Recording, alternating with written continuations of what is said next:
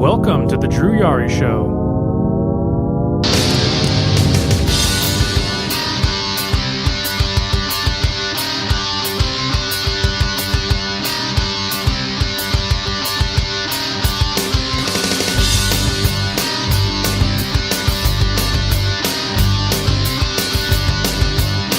Well, hello, everybody.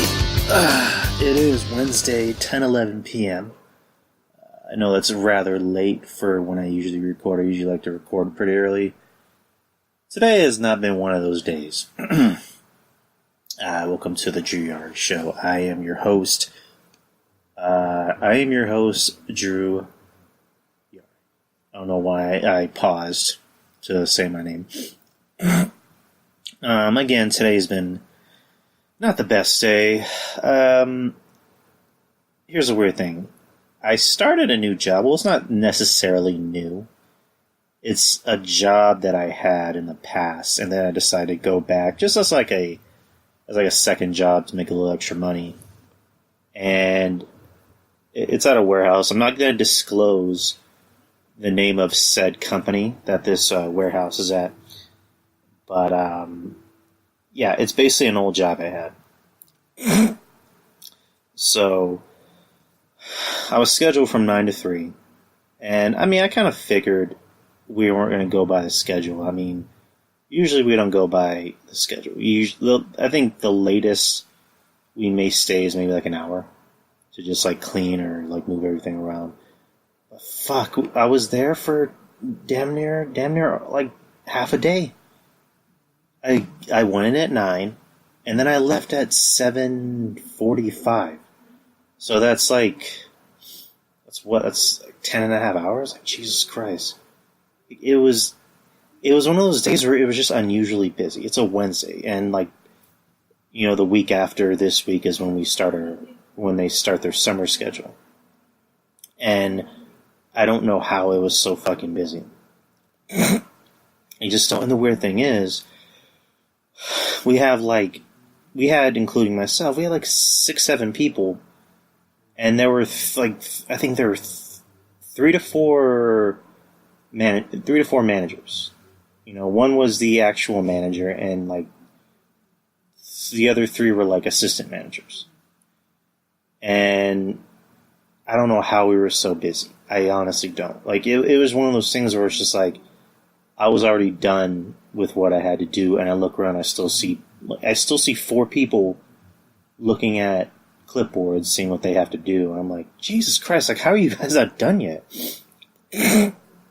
Like, it was a madhouse, and long story short, I'm not going to be coming back tomorrow to that job. It's just, working a second job, is strenuous. I mean, I've done it before. In this case, it's very strenuous because at the moment, you know, me and my girlfriend, we're just using one car. Her car has been out of commission since 2017. I like to say late 2017. So we're using just one car, which is my car, and it's tough. It's tough. I mean, we make it work. You know, this was probably a bad idea from the get-go to work a second job and I let her know in advance. And I even told her, if I feel like it's getting to be too much of a burden, I'll just drop the job and just focus on one job. And my current job, it's not terrible. I work at a grocery store. I mean, it's not the greatest job in the world, but, you know, it pays. We're able to, you know, pay our bills, keep the lights on, keep the water on, keep the internet on. It's a full-time job. I got promoted last year, and got promoted to full-time to assistant manager in my department. And, you know, like I said, it's a full-time job. It has vacation hours, you know, sick pay, benefits. You know, I just got vision insurance, and, you know, that's fucking awesome. I mean, I know it's kind of a douchey thing to do. You should at least let them know that you're quitting, or even put in your 2 weeks. I don't even want to spend another minute at that place. I'm just not even going to bother going. I mean, the awkward thing is, what the manager one of the managers, I've seen him at my store a couple of times. So it'd be kind of awkward if I didn't go in and he comes to my job. Is like, hey, Andrew, why weren't you at work today? It's like, well, but, I mean, I'd be pissed off too if someone just like didn't show up. I mean, I'd be pissed off if someone just decided to quit. But to just like not even say, hey, I'm just not going to show up. You know, being a no call, no shows is basically like giving the middle finger or something. You know what I mean? Which is what I'm doing. But yeah, this job ain't for me. So it's just going to be one job, Drew. Now. Well, this podcast is a job. You know, it's technically my business. Whenever I started this podcast and I signed up for monetization through Spreaker, shout out to Spreaker. They're the ones that keep the show running. I had to fill out some tax form, which was basically the equivalent of opening and starting your own business. So I just put in my name, the name of the show, and I technically now own a business. On paper, it says I own a business. I run and operate this business, and it's mine. It's nobody else's. If anyone tries to trademark, Drew Yari, I can technically maybe even sue them because I copyrighted, this brand. So, yeah, I'm at the moment. I'm happy. I'm happy with how things are going. I have a nice steady job. It's not the greatest job in the world, but it is what it is. It pays the bills. And then I have this. This is my favorite job. I love being a podcaster. I love being able to come on here and just say what's on my mind, even if we're just talking about goofy shit like nerdy Marvel stuff and wrestling. I love being able to just talk. And for those who actually listen to the show, thank you. I just had a comment from somebody yesterday, and I'm blanking on his name. If you're listening, I'm sorry. I'm sorry if I forget your name. But he just randomly shot me a message, or not a message, but he added me on Twitter saying, I liked your episode with John Draper. Shout out to John Draper. He said I loved your episode with John Draper. That was a really good episode. And just I don't mean to get sentimental, but just like small things, just like compliments, small little compliments. Even saying I like your show. I dig your show. Your show is pretty good. I'm not really used to compliments, but when they do come in, I very much appreciate them. I appreciate, fans, if I have fans. I appreciate, guys like Mish, guys like Draper, Trez, Kevin Castle, Peter, Derek, Jesus, guys like those who have, went out of their way to be on the show. And, I had fun with them. Guys who are always willing, to give advice, even for the smallest thing, because, and I mean, this is kind of like a nothing burger, but DT follows me on Twitter, and I just kind of asked him a simple question. It was about Discord. I had to update my debit card, because I got a new debit card in. Long story short, they pretty much just like canceled my card because it had apparently been compromised. And they claimed that they were trying to call me and get a hold of me or email me. Usually when that happens, they do call you and they do send an email saying, such and such has happened, but I got neither. I mean, they might have tried to call me from an 800 number, but I get so many scam numbers on my phone that I don't even know who's who, so I don't even bother replying. And I never even got a voicemail, so they had to block my card and send me a new one. But they also said you can just go to the branch and just have them print out a new one. Luckily, there's a new branch that's not too far from my house, and I just went over there and they just printed for me. So when I got that new card, I had to update it, and I had that card for literally 2 months. It was a brand new card, and I already started getting crazy shit happening, because I remember at the beginning of May, Like, literally one night I just went to go get gas and my card kept getting declined. And I called the fraud department for my bank, and they were telling me that there was a network error, that I guess the company that I was trying to get gas from, they decided to charge me $100, and there was some error. So luckily those charges got declined and I was able to get gas. But I just thought that was weird. And the week out, like literally not even a week later, like 3-4 days later, the same shit happened. So, and I asked her, should I just start like going inside and paying for gas? She's like, yeah, which is kind of an inconvenience because that's kind of the point of getting gas. You can just get as much as you want instead of just saying, hey, I need like $10 or $12 on pump 2 or whatever. So, anyways, going back to DT, when I got that new card, I had to update, the payment for all my subscriptions, like basic shit like Netflix and Hulu and Patreon. I'm a patron to Wrestling Soup and DTKC. Shouts to those dudes.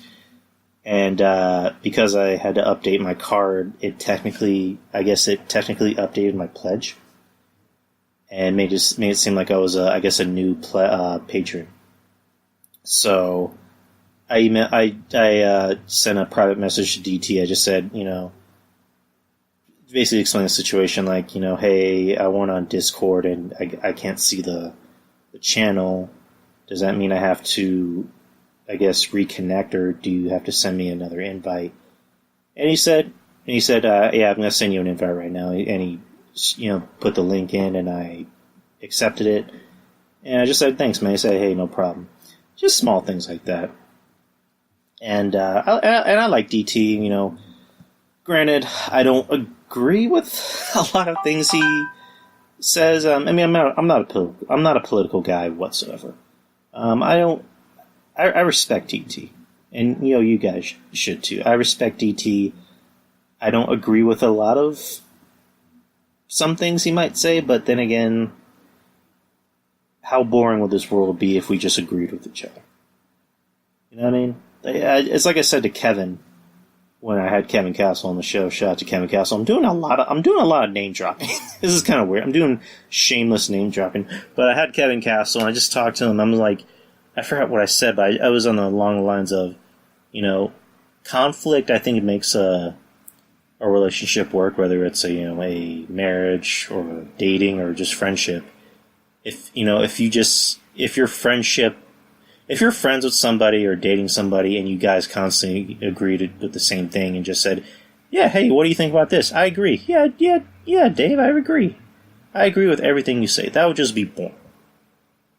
Like, if I just constantly blew WWE and said, I agree with everything that Vince said, the fans suck, or blah, blah, blah. Like, if WWE were great, it would make this show a lot easier and fun. It would make a lot of shows easier and fun. But, it's not always bad. It has some good things, like, the Bray Wyatt thing. But it's bad for the most part, so I have to point out the bad, because it's kind of hard not to. So, for any relationship or partnership to work, you kind of need conflict.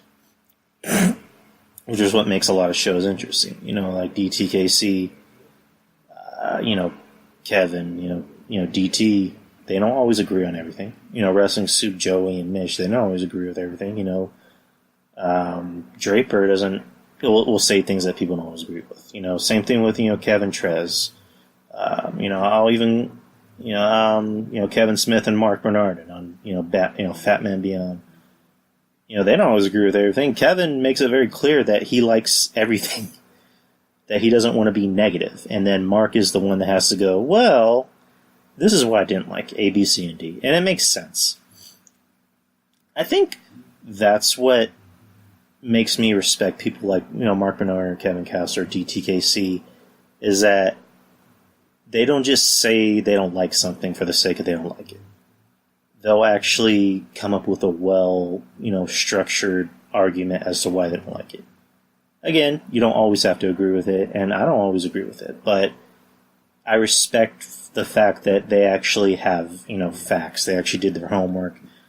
They actually, come out of the woodwork and say, I don't like this because A, B, C, and D. So, I mean, that's how I am. I mean, sometimes I'll just say I don't like something because I don't like it, because some things don't always appeal to me. People don't always appeal to me. Certain trends don't always appeal to me. Sometimes I'll just say I don't like something because I just don't like it. I usually don't have a reason, which I probably should. But then there are times where if I don't like something, I'll give a reason why. But, man, that was an awfully long conversation.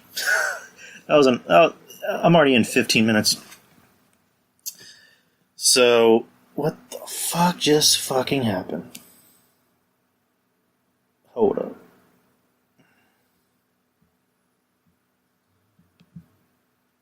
Okay, never mind. Anyways, I don't know. I'm recording on Audacity right now, and I don't know what the fuck just happened. I guess nothing bad happened. You guys can sort. So, other than what's going on with my life, I don't know. I don't really want to get into Money in the Bank. I thought the pay-per-view was okay. It wasn't amazing. There were an awful lot of plot holes, if you want to say that, in the pay-per-view.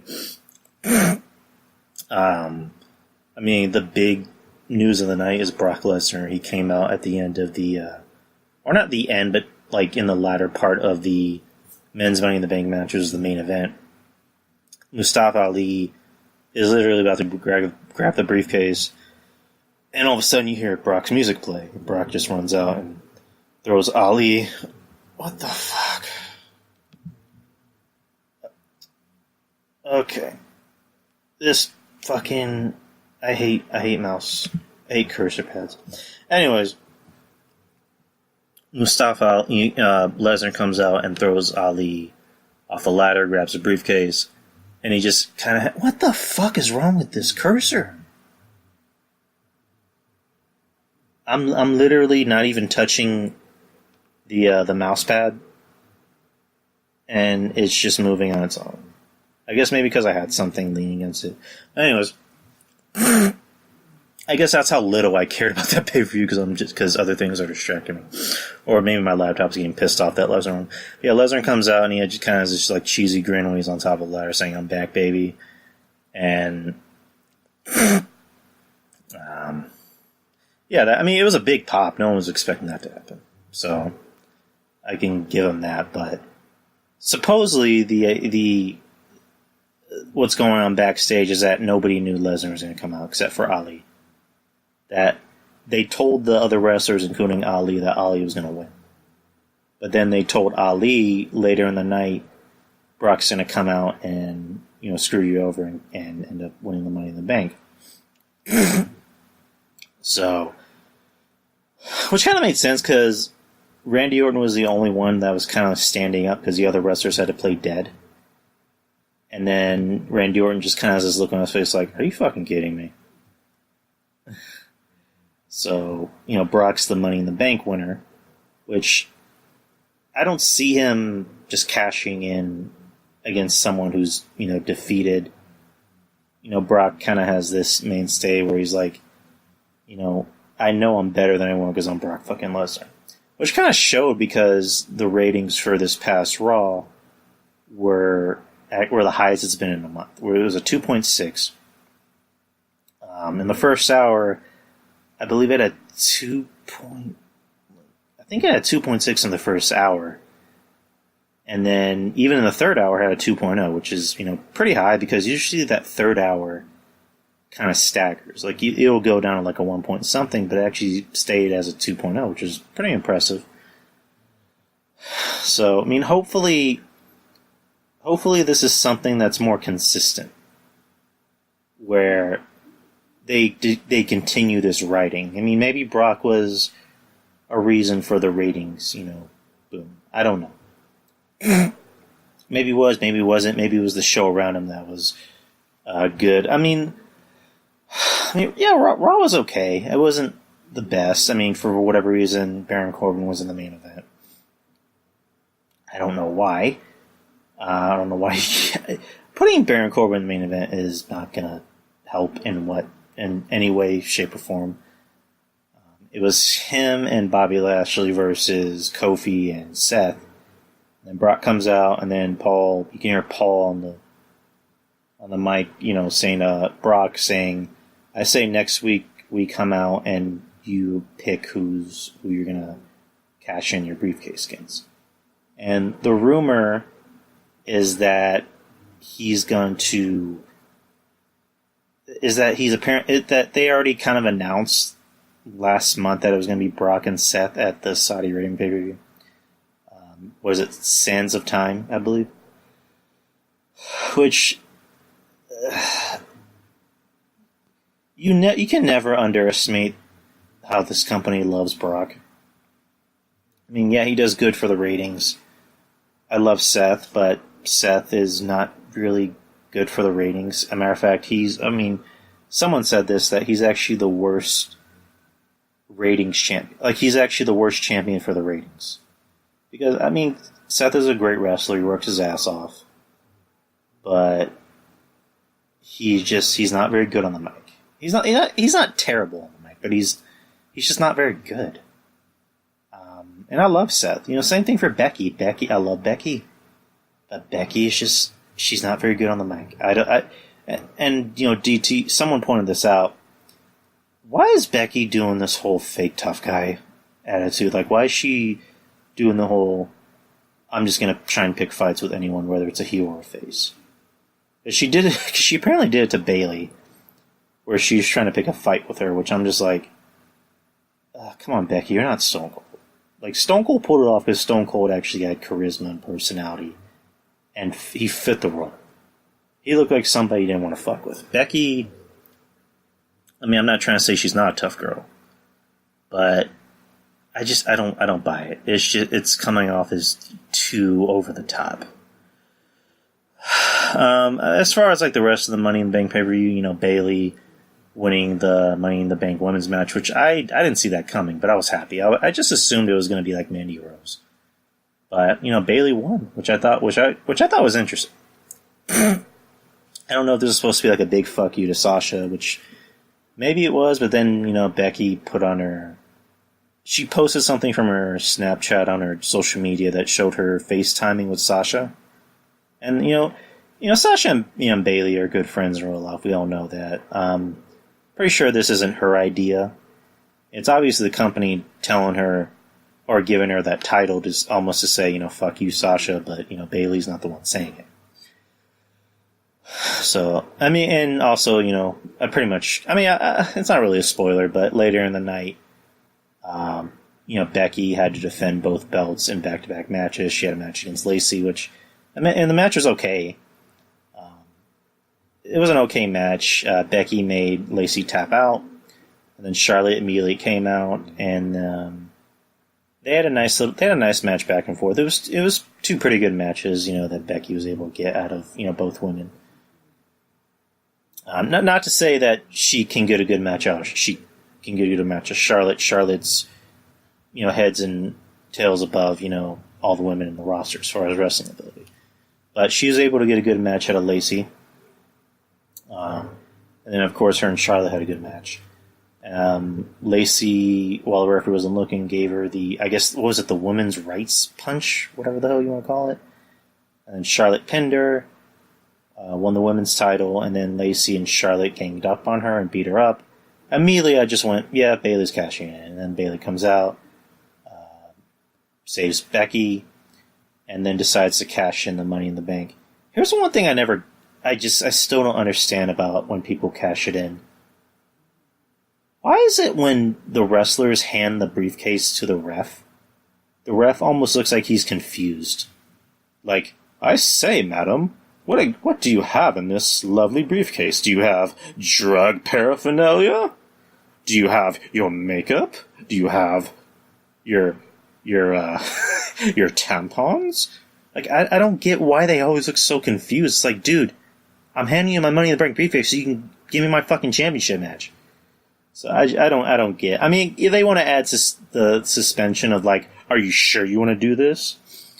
And then not Becky, Bailey, for whatever reason, is taking like 3 hours to, I guess, get her briefcase, because the whole time she's looking at the crown, she's looking at her briefcase, looking at the crown, looking at her briefcase, and then she cashes it in, goes for an elbow drop on Charlotte, 1, 2, 3, and the whole crowd was pretty like stoked that Bayley won.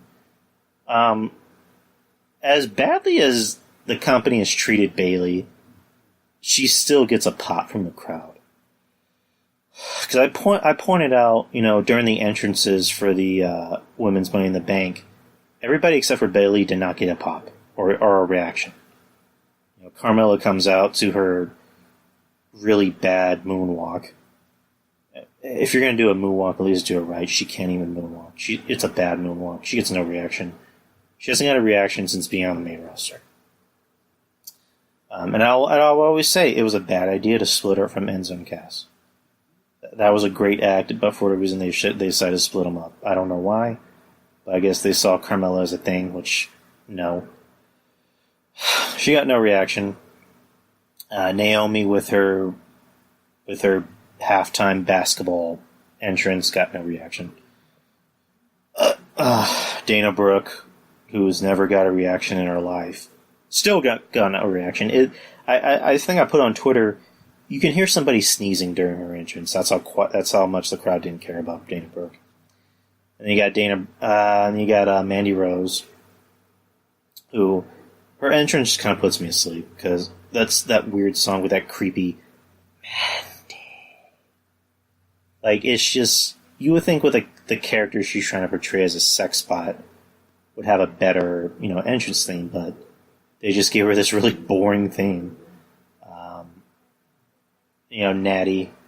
I love Natty. Natty seems like a nice person. You always see everybody on the main roster. They'll always say, that Natty's one of their closest friends. And Natty just seems like somebody who'd be a good friend. She seems like somebody that would be on your side and always have your back. And, she seems like the type of person that would have pictures of other people's kids on her fridge. Like, she just seems like a really nice, down-to-earth person. She's a cat person like me, so yeah, that's one thing I agree with. She's a very nice person. She's she's a great wrestler. She's one of the the best women's wrestlers, probably in recent memory. And she's obviously kind of like the locker room leader for the women. But she, again, gets no reaction. Oh, nobody could care less.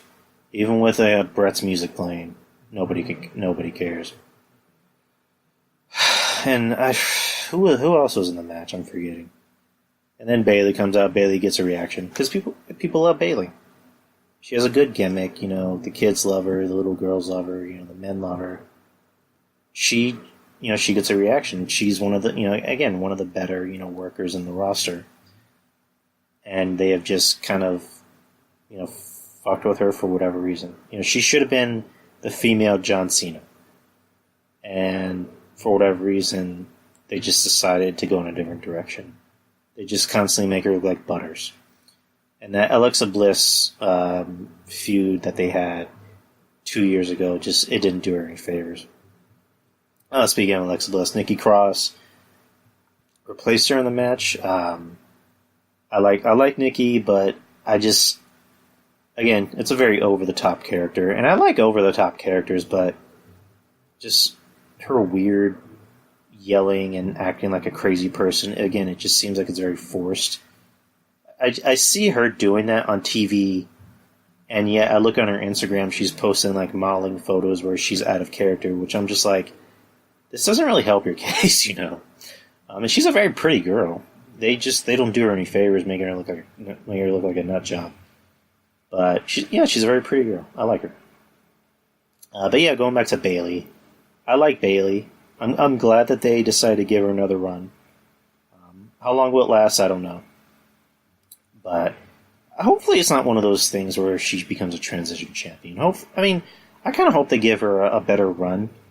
And at the same time, they actually make her character look like someone who's actually interesting. Instead of just so, hey, Alexa Bliss, I'm going to beat you, and gosh darn it, I'm going to make you stop being such a meanie. Like, I mean, I'm not saying make Bayley into, like, Stone Cold Steve Austin or something. You could still make her a badass. Like, let her be a little bit more aggressive. Like say, she's like, the babyface, and like Charlotte or whomever, like some heel beats her down and humiliates her in one weekend. The next week she comes out and just beats the shit out of this bitch. Like she even says, no more Miss Nice Girl. This coming Sunday, I'm gonna beat your ass for what you did to me. And then you're gonna remember this is the last time you ever mess with Bayley. So, I mean, I like it. I hope they kind of go in a route where you can still keep her, girl next door character, but at the same time, give her a little spice. Make her look like a badass. You know what I mean? You can still keep one aspect of her character that's always been popular, but give her a new, give her a new outlook, a new look. Not really a new look, but just more like internal. Give her more range. Give her more acting range. You know what I mean? Don't just make her this one-note character. And at the same time, don't make her over the top like, Becky tries to be. And again, I love Becky, but she's a little bit over the top at times. Rest of the pay-per-view, Miz losing to Shane in a steel cage, which I kind of tuned out during that match when there was a point where Miz was going for a pin, and then Shane grabs the rope. And there was that thought in your head like, wait, isn't a steel cage match no disqualification? So wouldn't that mean that you can't grab the rope? I mean, grabbing the rope wouldn't do anything. Even Michael Cole pointed out, like, what the fuck is this ref doing? Like, do your job. It was a night of really questionable ref calls. Rey Mysterio, he got another squash win over. He got another short match between Ray and Joe. Ray pins Joe, but you can clearly see his shoulders up.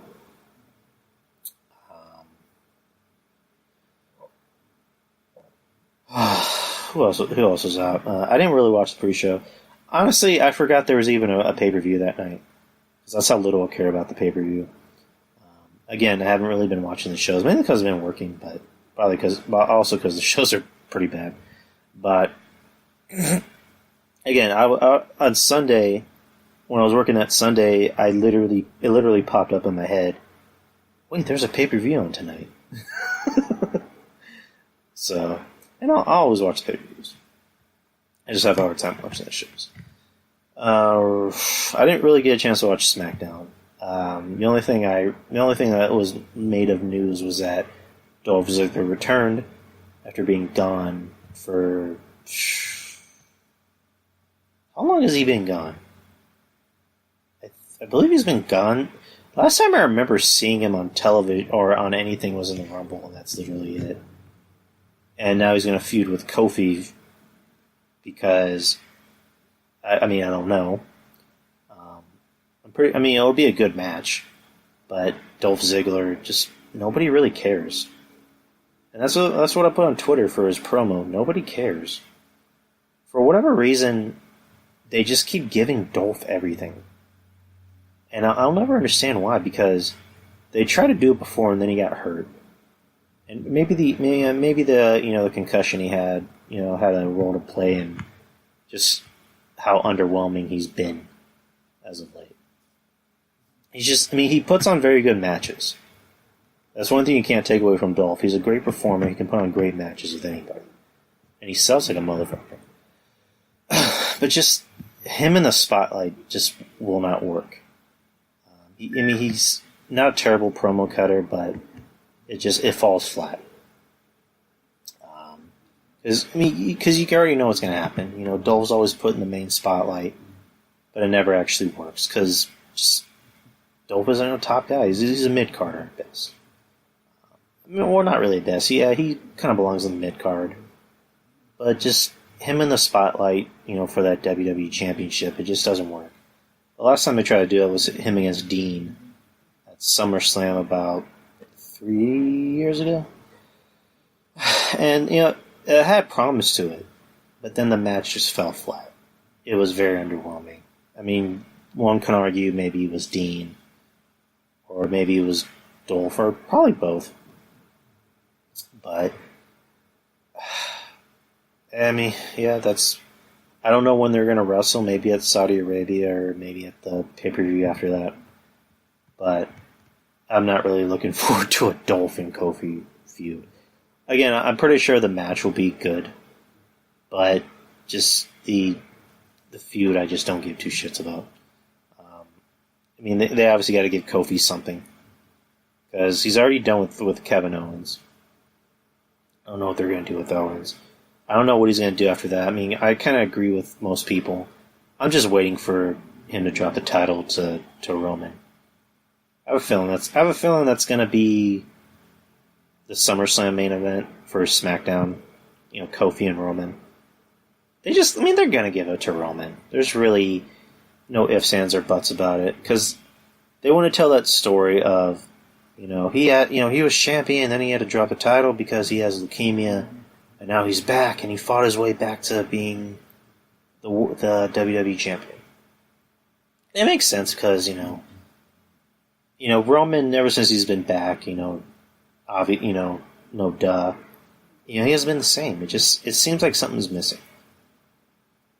I mean, that's kind of a mean way to say it. It just seems like he's not all there. You know what I mean? Like, he's obviously lost a step. Personally, I think he should have been gone a lot longer because it just literally seemed like he left and then he came back. He wasn't even gone that long. And, supposedly he's the one who pushed to come back. But I don't know. Maybe the company pressured him to come back and then he, gave in. But Roman he just hasn't looked the same since he's been back. I mean, regardless of all that, Roman's a star. The kids love Roman. They wear Roman Reigns' his shield chest and his Superman punch gloves. Kids love Roman. He's doing good things outside of the company. He's doing stuff for Make-A-Wish kids, cancer survivors, and I like that. That's a good thing. I've never hated Roman as a person. Joe Anoa'i. I don't know if I'm saying his name right. Never hated the guy. For all intents and purposes, Joe always seemed like a nice guy. You would always hear good things about Joe outside of the company. He always seemed like a stand-up guy. Always did Make-A-Wish visits. The character I wasn't always crazy about. But again, Roman's a star, and he's obviously going to win that title back. There's if you think Kofi's going to beat Roman, you have anything coming. Roman's getting that title back, especially with the move to Fox. They need big stars. And maybe, with Brock back, they're more than likely going to put a title back on him. Because, they need stars. They need stars as their champion. Because I'm pretty sure The Rock's not going to want to come in and be champion again.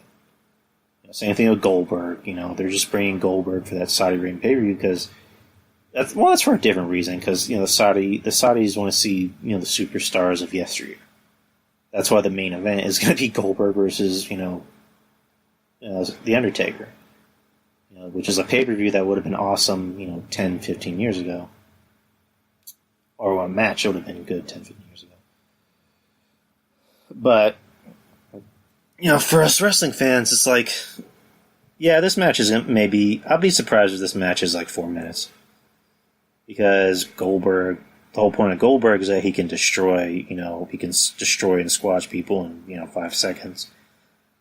Him against Taker, I don't know. They should probably make that into like a no disqualification match to maybe make it a little bit more interesting because, the last time we saw Taker, he actually looked a lot better. I mean, it looked like he was able to, get his, leg all the way up for that big boot against Elias.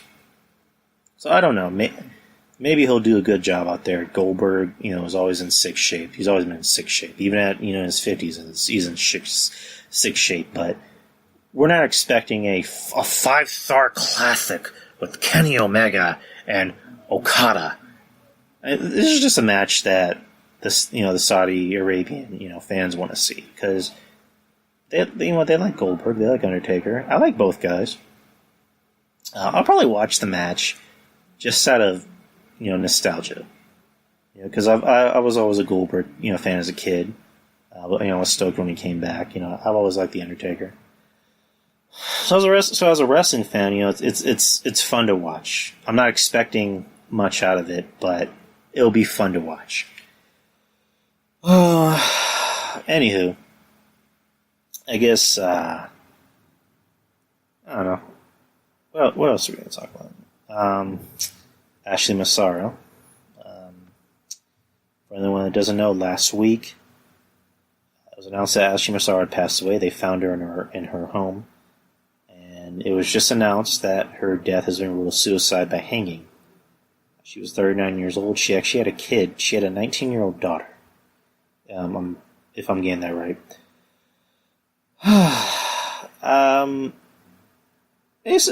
With Ashley Massaro, I put out that she was kind of my crush. She was my wrestling crush back when I was in high school. Well, I was like Ashley Massaro, and I always hear about kind of things she did outside the business, like for charity and whatnot. And she always seemed like a nice person. The whole thing with her and Rebby, which we'll talk about in a bit. There's a whole situation where Rebby, called her out, saying, that you're trying to, I guess do something with Matt while I was away. Because, Ashley had put out, I guess, a picture, or not a picture, a post of something where she said that she found pictures of her and Matt, Jeff, and she was trying to remember the good times, and then Rebby chimes in saying, oh, don't be talking about my family. I like Rebby, but again, we'll talk about Rebby in a bit. Ashley, death by hanging, suicide. I kind of see suicide, and I have a very 50-50, observation of, people who do that, because, she obviously had issues. It was made evident that she had mental issues. I know friends who have mental illness. You don't always know what to say to them. You can tell them everything's going to be okay, I'm here for you. But that's not always going to be enough. When you're depressed, it's like you have this feeling that you think everybody hates you. Even your friends and family. You don't think you're good enough. You don't think you look, pretty enough. You always have to find ways to pick at yourself. It's almost kind of like, a conspiracy against you in some ways. Like you have a conspiracy against you.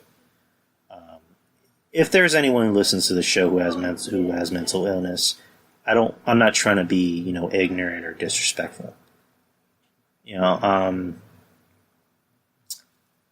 But suicide is always very iffy, because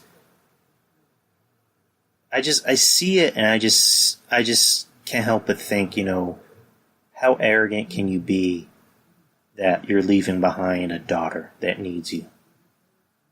I don't know. It's a slippery slope.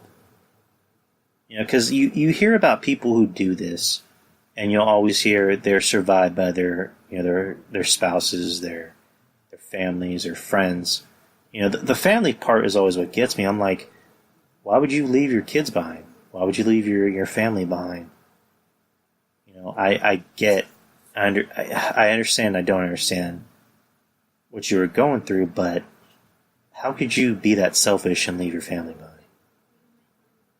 It's a very controversial and touchy topic, but I don't get it. It's a very arrogant thing to do. You know what I mean?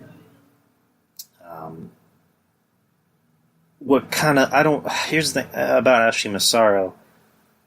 It didn't really state how long she was in depression. But then again, you can't really necessarily say, oh, this is the first time I was depressed. It just happens.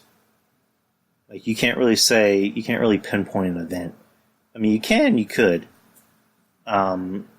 This is kind of like segues into the next topic.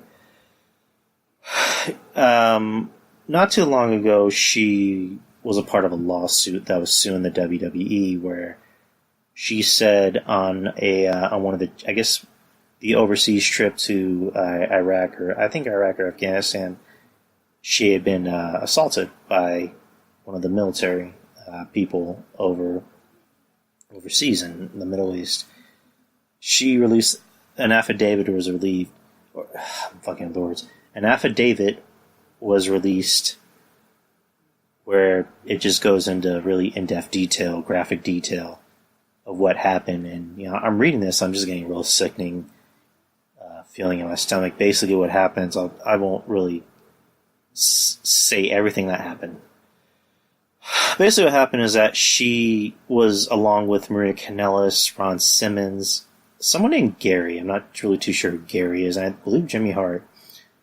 And she went to the Middle East. I don't know if this was tribute to the troops. What happens is she said that she had apparently got menstrual cramps, and that I guess somebody from the military decided to take her to the doctor, I guess to make her feel well. And they gave her something that she literally couldn't feel anything. She couldn't move. She couldn't even scream.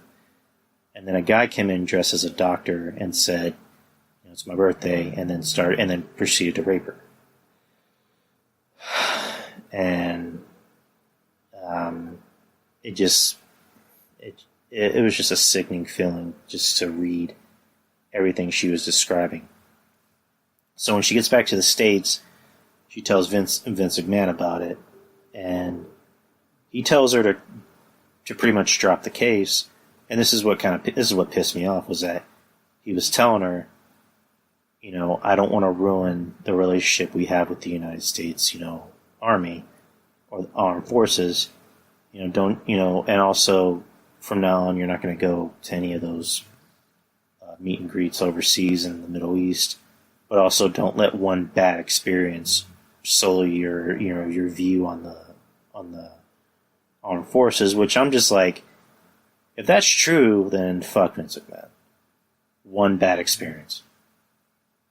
You know what an example of one bad experience is? You go to a restaurant for the first time and they undercook your food, it's late, they don't even give you refills on your drink. That's a bad experience. What Ashley Massaro went through was fucking traumatic and terrible and should never happen to another human being. So Vince, again, just tells her, don't pursue the case because we don't want to ruin the relationship we have with, this certain business. Pretty much telling her to keep quiet. So I don't know if that's something that kind of triggered her depression. Again, you can't really pinpoint when someone has it. Maybe she had it in the past and that just made it worse. Or maybe that did trigger it. I don't know.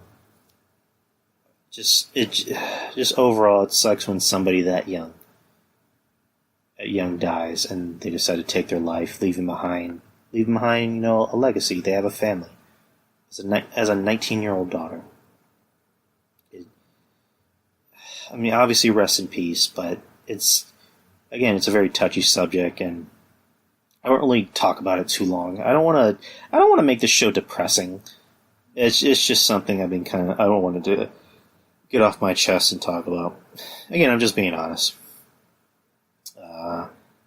I guess we can end the show talking about something a little bit more happier-ish. Rob Pattinson, best known for Twilight, he's apparently going to play Batman in Matt Reeves' The Batman that's coming out in 2021. They haven't necessarily made it 100% official because the talk is that he's still in negotiations, but overall, it's almost like a handshaking agreement. But they still have to work out, the bugs and the details. But for the most part, he's Batman. He's promoting a new movie called The Lighthouse with Willem Dafoe, which actually looks really good. It looks interesting. It's a black and white horror movie. But they had asked some questions about Batman, and he immediately just kind of, I guess he just started laughing and went, "I'm not answering any questions. I'm only going to answer questions about my movie." Which was cool. And he literally just came out today and saying, "I'm not answering any questions about Batman. You want to ask me about my movie? Ask me about my movie." Which, I mean, I get it. You're trying to promote a movie that you worked hard on. People want to ask you about something that's going to happen in the future. So I get that. That's awesome. A lot of people had a problem with it. A lot of people still do. When I read it, my immediate thoughts was like, I need time to process this. Which, again, kind of that arrogant thinking of, well, he was in Twilight. But then again, Christian Bale was in Newsies. It's an old, it's a movie where he had to dance and sing, and to this day he hates it. Ben Affleck, he did terrible, shitty movies. And then he redeemed himself by becoming, a really good director, winning Oscars. Michael Keaton was, Beetlejuice. He was Mr. Mom. He's probably the best Batman of all time. So, Rob Pattinson, I mean, it's kind of a notorious thing that, it's kind of an obvious thing that, every Batman that's ever been cast will always get hate. I don't think I've ever seen, I don't remember any superhero role where an actor for a specific role will always get hate. I mean, Downey, when he got chosen to be Iron Man, it wasn't really hate, it was more just like, well, can he stay sober and not be a fuck up? Chris Hemsworth, he got hate because nobody knew who he was. Chris Evans, that was a hate because he was in a lot of shit movies. He was in the Fantastic Four, and that was shit. And he was in a bunch of other shit movies. So, but any actor who gets chosen to be Batman will always get hate for some reason. I mean, when I see anyone who gets chosen to be Batman, I think Ben Affleck is maybe the only star who had recognition and actually had fame to his name and did more high-profile films. When he got chosen. Michael Keaton was known as the funny guy. He did comedies when he got chosen as Batman. Christian Bale, I don't even think anyone knew who he was. I mean, at the time, I didn't know who he was because I never saw American Psycho. I'm pretty sure a lot of people saw American Psycho, but Christian Bale wasn't exactly a household name. I'm trying to think of another name. Yeah, George Clooney was a known actor. He was known for, fuck. What was that movie he did with Quentin Tarantino about vampires? From Dusk Till Dawn. I think he was on ER.